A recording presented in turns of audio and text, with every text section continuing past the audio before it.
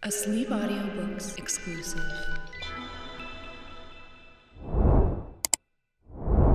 Chapter 13. The Rescue.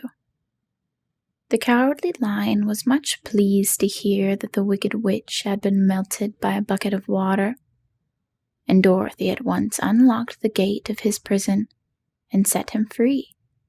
They went in together to the castle, where Dorothy's first act was to call all the Winkies together and tell them that they were no longer slaves. There was great rejoicing among the yellow Winkies, for they had been made to work hard during many years for the Wicked Witch, who had always treated them with great cruelty.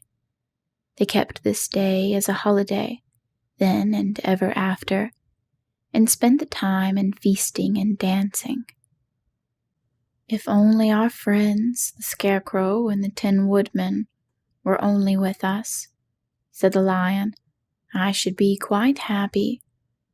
Don't you suppose we could rescue them? Asked the girl anxiously. We can try, answered the Lion. So they called the yellow Winkies and asked them if they would help to rescue their friends. And the Winkies said that they would be delighted to do all in their power for Dorothy, who had set them free from bondage. So she chose a number of Winkies, who looked as if they knew the most, and they all started away. They traveled that day and part of the next, until they came to the rocky plain where the Tin Woodman lay, all battered and bent. His axe was near him, but the blade was rusted, and the handle broken off short.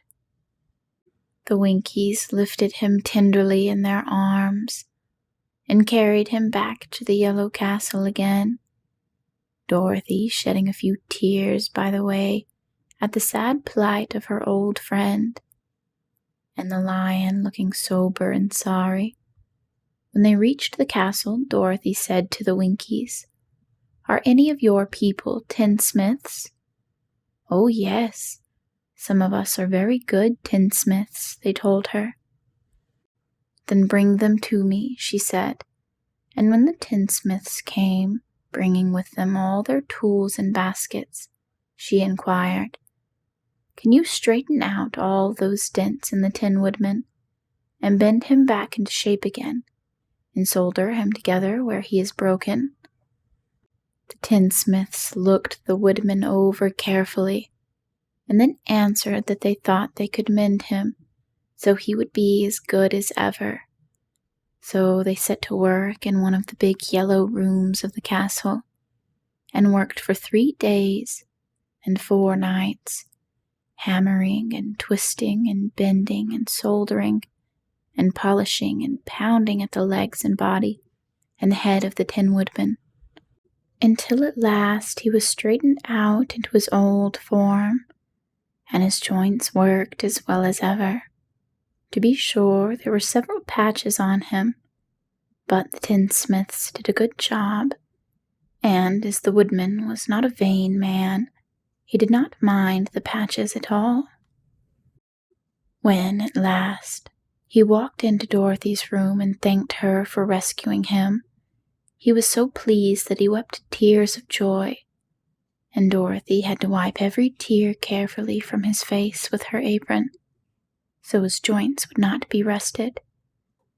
At the same time, her own tears fell thick and fast at the joy of meeting her old friend again, and these tears did not need to be wiped away. As for the Lion, he wiped his eyes so often with the tip of his tail that it became quite wet, and he was obligated to go into the courtyard and hold it in the sun till it dried. If we only had the Scarecrow with us again, said the Tin Woodman, when Dorothy had finished telling him everything that had happened, I should be quite happy. We must try to find him, said the girl. So she called the Winkies to help her, and they walked all that day and part of the next, until they came to the tall tree in the branches of which the winged monkeys had tossed the Scarecrow's clothes. It was a very tall tree, and the trunk was so smooth that no one could climb it. But the woodman said at once, "I'll chop it down, and then we can get the scarecrow's clothes." Now, while the tinsmiths had been good at mending the woodman himself, another of the Winkies, who was a goldsmith, had made an axe handle of solid gold and fitted it to the woodman's axe, instead of the old broken handle. Others polished the blade until all the rust was removed, and it glistened like a burnished silver.